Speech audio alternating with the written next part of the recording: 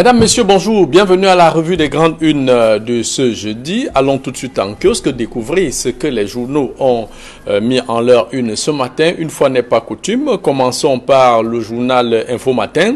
Législative 2020, comment Titi Pierre a magouillé pour éliminer Combat? Violation de l'esprit de la circulaire du président national du RDPC, copinage. Le président de la commission départementale des investitures pour les législatives dans le CAM n'a fait l'économie d'aucune forfaiture pour régler son compte aux députés sortants, écrit le journal.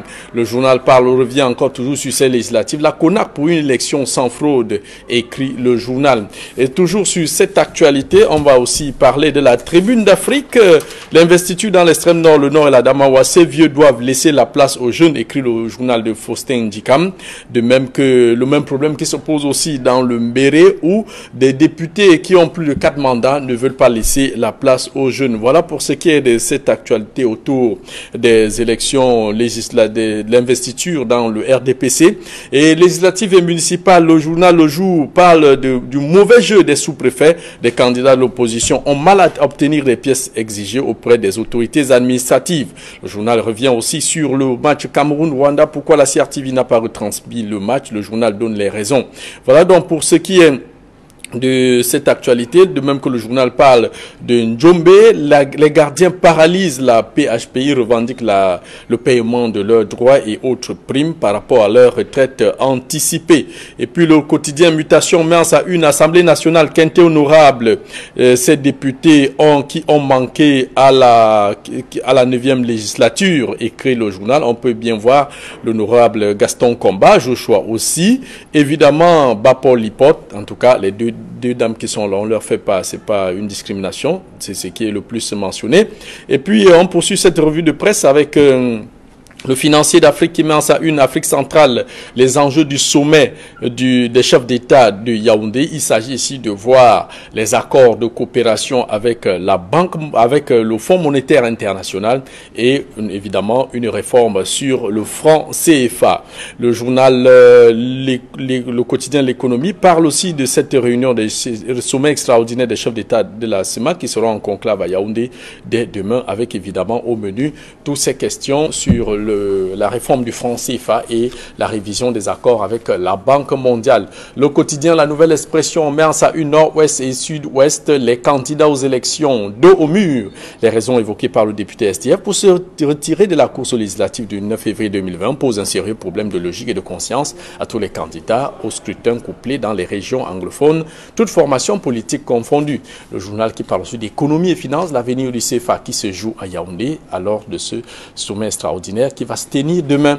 Le journal enfin parle du pacte colonial. Un Français accuse, il a saisi les Français et les Européens pour leur rappeler et démontrer comment 14 pays du précaré français en Afrique, à qui le franc CFA a été imposé avec un pacte assassin, sont économiquement condamnés.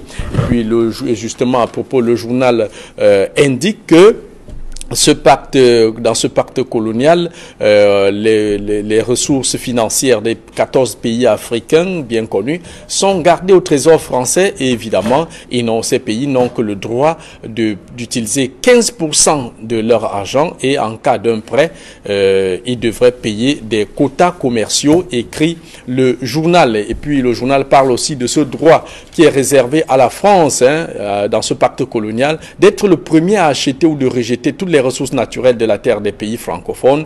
Ainsi, si les pays africains pourraient obtenir des meilleurs prix ailleurs, ils ne peuvent pas vendre à qui ils veulent tant que la France n'a pas renoncé à acheter ces ressources. Dans tous les cas, c'est un article à lire en page 2 du quotidien La Nouvelle Expression, un article qui interpelle les Africains. Le journal Le Messager met en sa une les dessous de la démission d'Aoudou Mbaya, déjà investi, le député du département d'Ongamantou Centre, par ailleurs questeur au bureau de l'Assemblée nationale, jette son écharpe. Suspension de la loi, les plénicheries du régime, écrit le journal. Le porte-parole du gouvernement René Emmanuel Sadi qui a indiqué que si les États-Unis avaient choisi souverainement d'admettre le Cameroun dans la loi, eh bien c'est un pays qui est aussi une fois de plus libre souverainement de mettre le Cameroun hors de cet accord.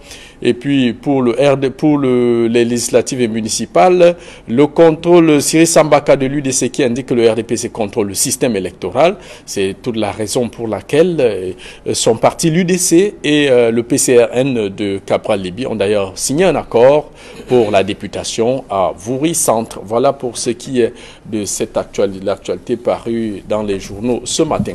Place à présent avec nos invités du jeudi, très bien connus, une fois n'est pas coutume. On va commencer par le genou. Lui, c'est Guiravé Fongan. Bonjour et bienvenue à la revue des grandes unes. Évidemment, avec l'actualité qui vous a marqué. Quand je dis le genou, c'est par rapport au doyen. Évidemment, j'en suis fort aise, rassurez-vous. Donc, bonjour aux nombreux téléspectateurs qui prennent le même plaisir à regarder la revue des grandes unes qui paraissent au Cameroun et bonjour aux populations de Banga qui également adorent cette émission. Alors, pour aller rapidement à la question essentielle, à savoir la qualité qui m'a marqué, c'est... alors, moi j'ai regardé hier un débat... PHP. Non, pas la PHP, c'est plutôt un débat lumineux et délicieux. J'ai regardé hier sur Equinox, 237 le débat. Si ma mémoire ne me joue pas des tours, c'était longévité au pouvoir, avantage ou inconvénient pour le développement. Je crois que c'était à peu près formulé ainsi. Et j'ai vu des clients historiens développer des théories. Et moi, la tendance lourde qui se dégageait, c'était qu'effectivement, on peut mettre l'homme au pouvoir, mais développer un pays si on a une vision pour son pays. Et l'exemple du Cuba, qui est une référence en termes de médecine. Avec Castro qui a fait 49 ans au pouvoir, mais le Cuba aujourd'hui c'est une référence dans le monde de la médecine, en est une parfaite illustration, et la Chine également sur Mao Tse-tung, etc. Donc il y a des exemples comme cela. Comme quoi, quand vous travaillez bien, le peuple vous maintient. Pareil pour la Libye. Donc c'était assez délicieux ce débat-là mené par Duval d'ailleurs, dont j'en profite pour adresser mes sincères condoléances, qui aujourd'hui aura la levée de corps de son papa qui sera enterré ce week-end à Bamena. Camille, bonjour et bienvenue à la revue des grandes unes, évidemment avec le rituel, l'actualité qui vous a marqué. Bonjour Jean-Paul Chounet, bonjour le fringant genou Guiravé Fongan, bonjour téléspectateurs d'Equinox Télévision. Oui, l'actualité c'est évidemment toute la frénésie électorale qui enflamme le Cameroun avec cette course à l'élection, cette course à la candidature, cette course... avec les turpitudes des militants des partis, des candidats des partis de l'opposition aussi. Les partis d'opposition. Les investitures au sein du RDPC. Les investitures au sein du RDPC. Mais vous avez vu, vous voyez comment certains veulent freiner des quatre fers pour ne pas partir, tandis que d'autres sont pressés, ils sont en train de frapper à la porte parce que la circulaire du président de la République déjà les prédispose, mais surtout le fait qu'il y a des vieux, mais alors des très vieux qui ne veulent pas partir. Moi, j'ai suivi hier soir, par exemple, ce qui s'est passé du côté de l'Ouest avec ces baobabs qui ont été déracinés et que personne n'attendait. Bon, maintenant, il faut aussi regarder de l'autre côté.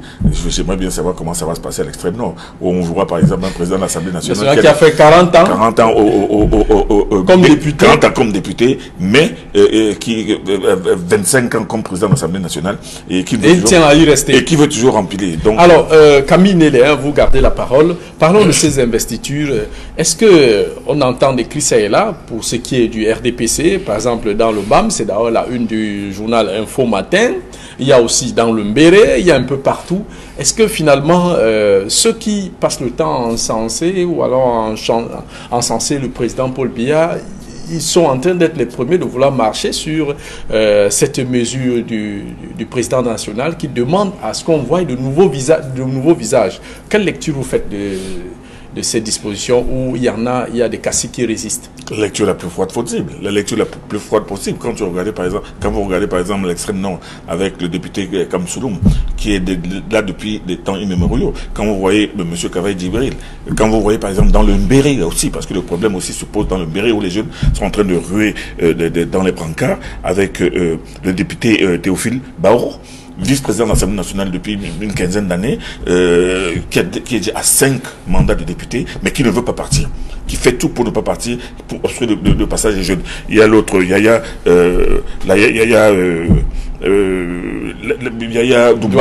Dumba, pareil. 4 mandats à la tête comme député à l'Assemblée nationale, qui ne veut pas partir et qui fait tout pour que ce soit le statu quo. Mais pourtant, le Mbéré, par exemple, pour ne prendre que le Mbéré, est l'un des départements où on manque de tout. Pas d'hôpitaux, pas de puits, pas de santé, pas de route, rien. Mais eux, ils sont vissés à l'Assemblée nationale et chaque fois qu'ils arrivent, c'est-à-dire qu'on comprend, les jeunes se disent que, de ce côté-là que ces deux caciques-là, ces députés-là, tiennent absolument à ce que leur nom soit député et leur prénom honorable. Donc, vous voyez, dans ce pays aujourd'hui, le problème des investitures et surtout du renouvellement des ressources se pose cruellement. Dans le camp, par exemple, là aussi dans le camp, mais par contre, dans le camp, il y a une ruée des brancards. Vous avez vu ça dans Info Matin, vous avez aussi vu ça dans le... Combat est si vieux que ça? Non, ou alors il a fait plusieurs mandats? Un deuxième mandat, mais Combat, en fait, les gens estiment, une certaine opinion, elle est assez importante, estiment que Titi Pierre est venu régler le compte à Combat. Ils se disent que l'éviction de Combat n'a pas été du tout régulière et ça suscite non seulement des gorges chaudes et même des cris d'enfer de ce côté-là. Donc, cette période électorale où l'on voit les Camerounais démontrer leur envie de pouvoir participer à la marche du pays, à l'Assemblée nationale et dans les mairies, c'est une émission, c'est une période absolument sensible dans laquelle on va bien voir, au terme de laquelle on verra bien ce que ça va donner. Guy Fongan, finalement on a envie de se demander c'est quel pays où on résiste au temps, on veut même résister à l'ordre de la nature, à savoir faire son temps et laisser la place à quelqu'un d'autre. Non, c'est deux choses. La première, c'est que c'est de manière naturelle, c'est humain. Les gens ont une phobie du changement. Le changement fait peur. Il y a cette psychose-là. Même quand on a passé 40 ans comme député, on a introduit ses racines, Guy Hervé. Voilà, donc il y a cette phobie-là. La première chose, c'est que naturellement, le changement fait peur, a priori. Et donc ça peut expliquer cette attitude que les gens ont à vouloir absolument... Fait peur aux vieux députés. Oui, effectivement, on fait peur aux vieux députés, effectivement. Et l'autre deuxième chose qu'on peut observer, c'est qu'à la vérité, au regard de tout ce qu'on a observé, que ce soit dans l'océan, dans la lake qui est dans le nord, en termes de la pseudo, parce qu'il y a encore qu'il y a un vrai problème de sémantique, s'il y a eu investiture, ou il y a eu élection primaire, donc c'est à cheval entre les deux. Donc, même les barons du régime ne s'entendent pas sur le véritable mode de désignation de ces candidats-là. Donc, on a vu dans toutes ces régions-là, dans l'océan, dans le nord, dans le Fundi, que des personnes qui sont là depuis quand même plusieurs années ont du mal à partir. Et on comprend mieux pourquoi est-ce que des gens avaient intérêt à ce que le président ne convoque pas le corps électoral et qu'on maintienne le statu quo et qu'on prolonge ad vitam aeternam ce mandat-là. Parce qu'il y en a qui sont convaincus qu'ils seraient battus aux primaires ou alors qu'ils ne seraient jamais investis. Donc ils faisaient tout pour peser de leur poids. Ils pesaient de tout leur poids pour que le mandat soit prolongé le plus longtemps possible. Maintenant, vous avez une base, une nouvelle dynamique, une nouvelle jeunesse qui aspirait fortement à ce qu'il y ait un renouvellement de la classe politique. Et à partir de ce moment-là, on peut aussi regretter du fait que la circulaire du secrétaire général ne soit pas vraiment appliquée. À la lettre. À la lettre, dans l'esprit à lettre, et ça commence à créer des peut-être que ça sera considéré comme des actes d'indiscipline dans le parti. Il est même taxé par certains caciques du RDPC comme quelqu'un qui est dans un complot contre le chef de l'État, parce que disent-ils, ces caciques-là, que le président est en train d'embrayer sur un septennat délicat.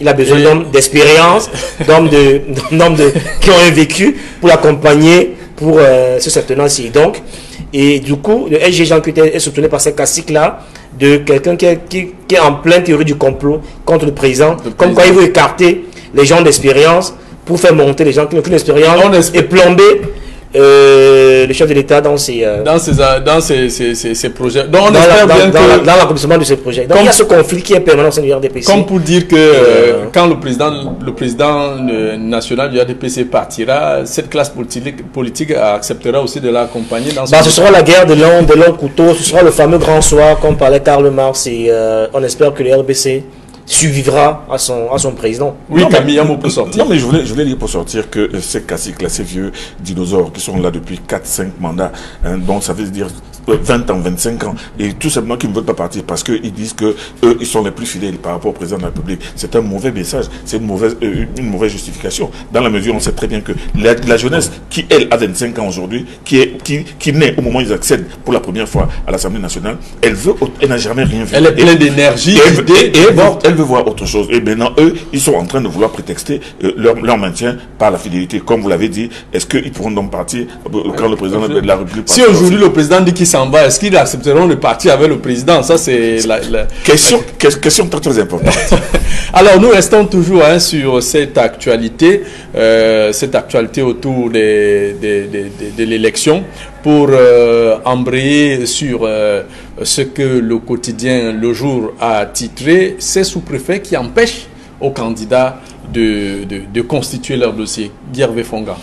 J'ai vu... Le mauvais jeu des sous-préfets. Oui, on a observé la scène hier encore en Banga, voilà, aux populations que je salais tout à l'heure, dans la sous-préfecture, parce qu'on a, dans ce pays, on a du mal à respecter les textes et nos propres décisions.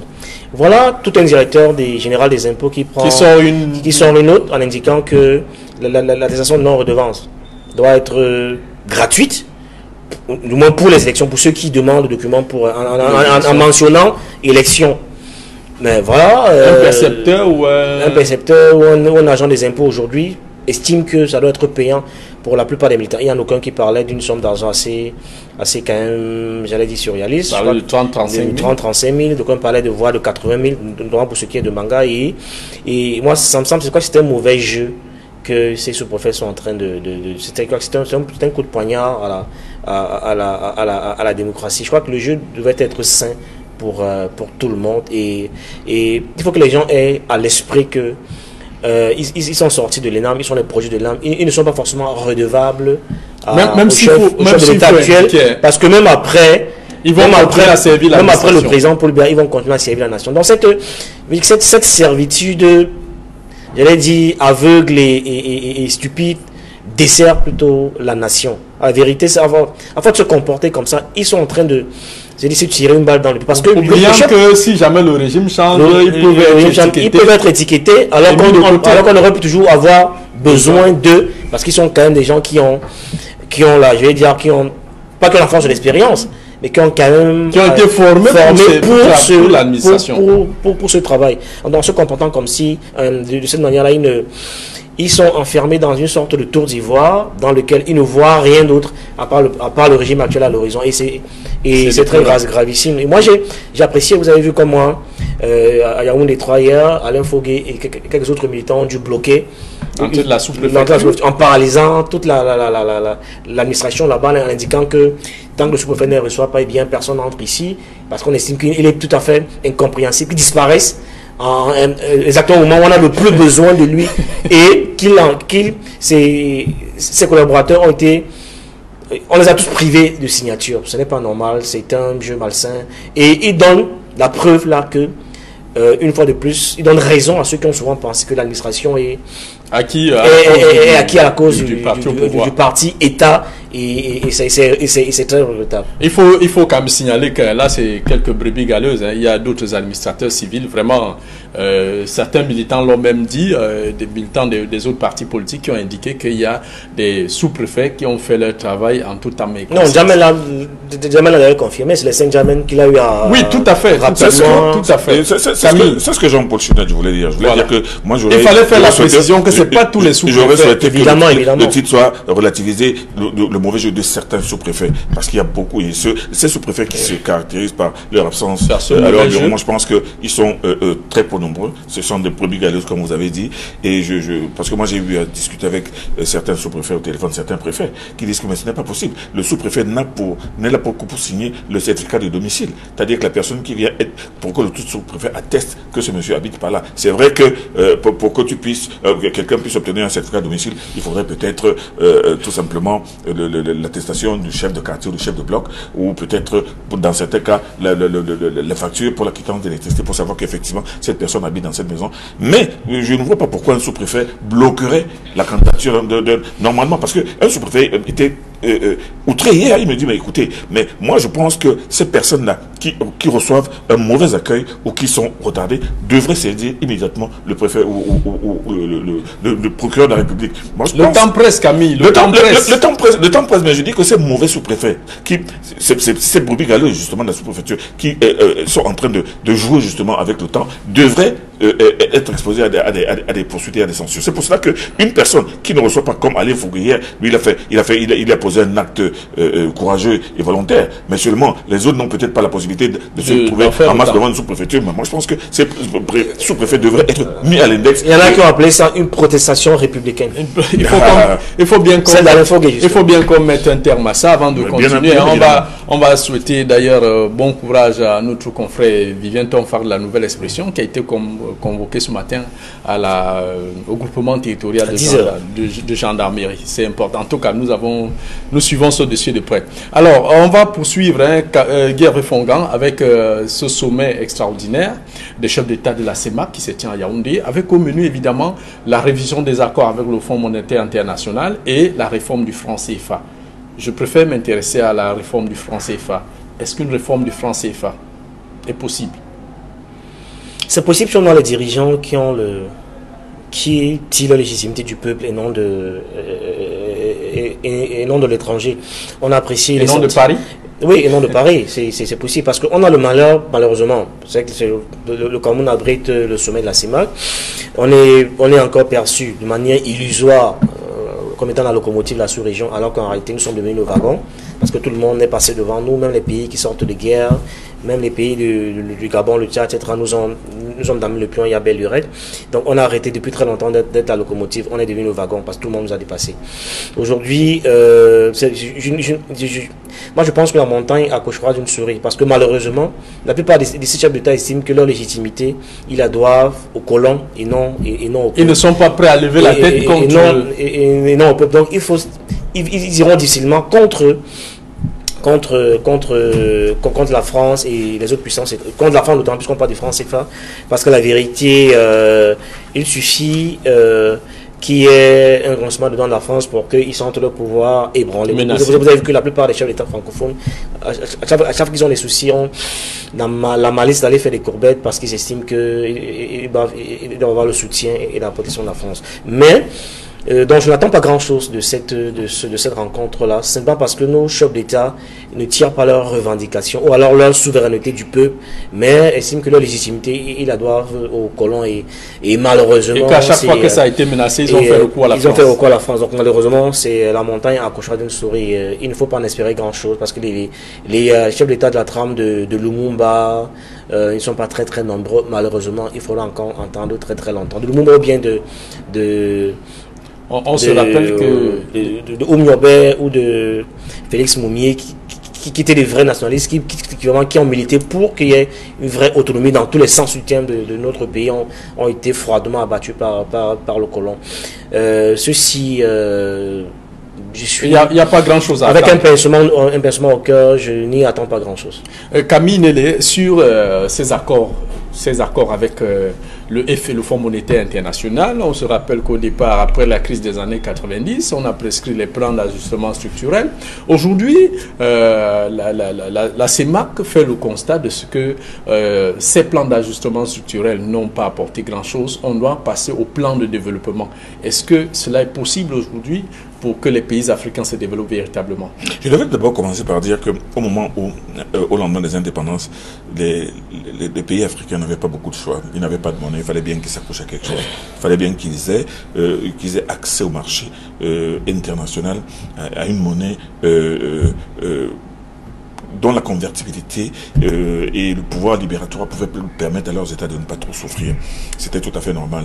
Bon, malheureusement, ils n'avaient pas compris, ils ne savaient pas, ils ne pouvaient pas imaginer qu'en fait, au moment où leur argent est fabriqué en France et que cet argent ne représente rien du tout. C'était déjà une chaîne qu'on leur avait attachée au pied. Mais ils ont continué à fonctionner avec. Contrairement aux pays du système anglophone qui, eux, ont compris très très vite qu'il fallait avoir une monnaie. On a vu le CEDI en Afrique de l'Ouest, on voit tout à côté de nous. Peut-être parce que aussi la Grande-Bretagne avait un peu laissé lâcher du l'Est avec le fameux Indirect Rule où ces pays, déjà même en tant que colonies, avaient droit à l'autodétermination. Tout à fait. Malheureusement, nos pays, surtout d'Afrique noire francophone, se sont habitués au franc, se sont habitués aux facilités du franc, conséquence, en sachant très bien au cours du temps, parce que plus le temps passait, plus les jeunes sortaient des écoles, plus les gens comprenaient la réalité économique de cette dépendance financière avec le franc CFA. Malheureusement, rien n'a été fait pour que il y ait des réflexions, il y ait des actions. On a eu des Africains qui ont réfléchi. On a vu par exemple M. Tchunjan Poueni qui avait déjà vu depuis très très longtemps la servitude dans laquelle... Il avait d'ailleurs été assassiné. Oh, assassiné, c'est un autre débat.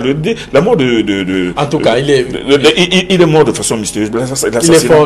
L'assassinat, c'est un autre débat. Moi, je pense tout simplement qu'il a eu le mérite au moins de poser le véritable problème de la servitude du franc CFA. Et il y a d'autres économistes aujourd'hui qui la posent. Mais malheureusement, nos chefs d'État ça semble ne pas être véritablement la préoccupation. Leur préoccupation, malgré le nombre incroyable Camille, on va y arriver. De hauts diplômés qui se retrouvent dans les gouvernements et dans la périphérie du gouvernement. On va y arriver sur ces accords avec la Banque mondiale. Oui. Est-ce qu'il est possible qu'on passe des plans d'ajustement structurel, des plans d'ajustement au plan de développement? Non, impossible. Au plan de... C'est possible si nous avons la volonté, si nous avons suffisamment de foi, si nous faisons preuve de suffisamment de fermeté pour dire que, écoutez, on en a marre d'être désassistés, d'être toujours sous perfusion, selon vos désirata, voici ce que nous voulons. Nous voulons plutôt maintenant des plans de développement qui vont nous permettre, par exemple, de gérer nous-mêmes nos ressources. Vous ne pouvez pas imaginer qu'un pays comme le Niger... Pourquoi est-ce qu'aujourd'hui, les pays africains n'ont pas les moyens de concevoir eux-mêmes leur plan de développement? On peut se poser la question, malgré le nombre impressionnant, je dis, de technocrates qui sortent de technocrates qui sortent des universités occidentales. Chaque jour, ils connaissent la réalité, des réalités économiques. Qui sont d'ailleurs présents dans beaucoup d'institutions internationales. Absolument. Malheureusement, ils ne sont pas écoutés. Malheureusement, ils réalisent que c'est une question de volonté politique des chefs d'État. Mais ces chefs d'État, eux, qui savent très bien ce que nos pays perdent en restant arrimés au FMI et à la France, ce que nos pays ne gagnent pas en continuant à fonctionner sous le régime du franc CFA. Donc, le problème du franc CFA est un problème récurrent depuis une quinzaine, une vingtaine d'années. Malheureusement, nous ne semblons pas avoir la volonté d'en sortir. Pierre Fongan, peut-être pour vous relancer, on est en plein dans la même question. Il y a eu ce Français, Cyril Gros, qui s'est adressé aux Français, au président français, aux députés européens, où il dénonce cette mainmise de la France sur 14 pays, ce qu'on appelle le précaré français, avec évidemment ce pacte colonial qui a été signé à la veille des indépendances, où la France a l'exclusivité d'achat des ressources naturelles de la terre de ces pays africains, où la France est la grande banque des économies de ces pays africains, où par exemple, vous gardez votre argent au trésor français. Si vous avez gardé, je prends un exemple, 100 000 francs, vous n'avez droit qu'à pouvoir prendre 15 000 francs, un peu comme si vous gardez votre argent à la banque et vous allez pour retirer. On vous dit non, vous n'avez que droit à prendre 15%. Et si vous voulez aller au-delà des 15%, vous devez emprunter avec évidemment ce que les économistes appellent les taux commerciaux. Est-ce que ce n'est pas cette forme corvéable, forme corvéable qui maintient aujourd'hui les États africains dans toute cette précarité?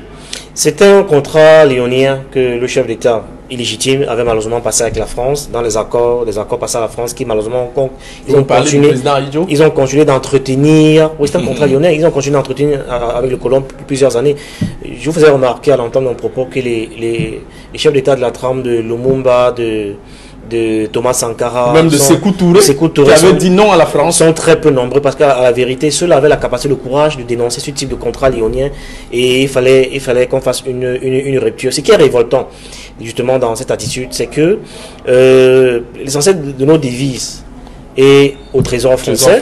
Nous travaillons pour la France, et les Français eux-mêmes l'ont dit. D'ailleurs, je recommande vivement un ouvrage de chevet que je lis tout le temps, c'est d'ailleurs à ceux qui nous regardent, c'est Anne-Cécile Robert, L'Afrique au secours de l'Occident, un livre dans lequel elle démontre abondamment que l'Occident a plus besoin de l'Afrique que le contraire. En réalité, sans nous, ils sont totalement perdus et déséquilibrés. En réalité, c'est nous qui constituons en réalité le socle réel sur lequel ces pays s'appuient pour se développer. Surtout la France, il faut le Surtout préciser. la France, c'est un pays vieillissant, on a main d'œuvre presque de plus en plus inexistante. Notre sous-sol, notamment pour ce qui est du Cameroun, c'est un scandale géologique en termes de richesse naturelle. On a tout ce qu'il faut ici et ça appartient malheureusement aux autres, ce qui est révoltant. Vous parlez du franc CFA.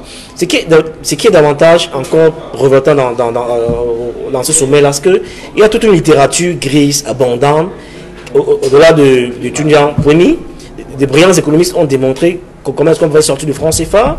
Il y en a qui ont parlé du OUM, il y en a qui ont parlé de la monnaie. C'est monnaie camerounaise. La monnaie bipolaire, etc. Donc il y a des solutions qui existent, qu'il faut seulement appliquer. Ce qui nous reste, c'est le chef d'État légitime qui a la capacité de rompre le cordon et de prendre leur autonomie en solidarité avec notre chef d'État. Dans tous les sens du terme, puisque la monnaie est un élément clé du développement d'un pays.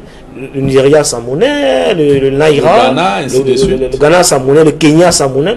Il y a une multitude de pays qui ont la monnaie et qui s'en sortent plutôt très très bien. Mais sauf que il faut que dans les pays francophones, qu'on ait le courage de couper le cordon ombilical. Ça ne peut arriver comment on aura les présidents qui auront la légitimité du peuple et non les présidents qui auront la légitimité de la puissance étrangère. Oui. Camille, est-ce qu'aujourd'hui il est possible pour l'Afrique, est-ce que c'est pas la solution finale pour que l'Afrique francophone se développe? Est-ce qu'il ne faut pas se débarrasser de la France qui aujourd'hui se présente comme un grand pays de démocratie et liberté, mais qui en réalité est un pays de négriers? Ce n'est pas une insulte que de dire que la France, sans les 14 pays de l'Afrique francophone, n'est rien. Parce que la France est un tout petit pays en Europe, mais seulement avec l'économie, avec tout ce que la France puise dans justement l'économie de ces 14 pays africains, la France peut discuter au milieu de l'euro et peut se bomber le torse et avoir fière allure. Mais en réalité, si ces 14 pays retirent leur monnaie, estiment que maintenant notre monnaie n'est plus frappée chez vous, maintenant vous n'avez plus le droit de venir puiser et l'uranium et le pétrole et ceci chez nous. C'est terminé. Donc moi je pense qu'il faut tout simplement que nos pays se concertent comme ils commencent maintenant à avoir l'habitude de se réunir pour dire disons non à la France, sortons de la dépendance, sortons de l'enchaînement à la France et vous verrez que notre économie ne s'en portera que mieux. En tout cas, nous saluons la mémoire de Sékou Touré, Marion Gouabi. Nous sommes arrivés au terme du on peut parler des vivants. Achille Talon a bien pris son courage à deux mains. Patrice Talon a pris son courage à deux mains en estimant qu'il faut sortir de là.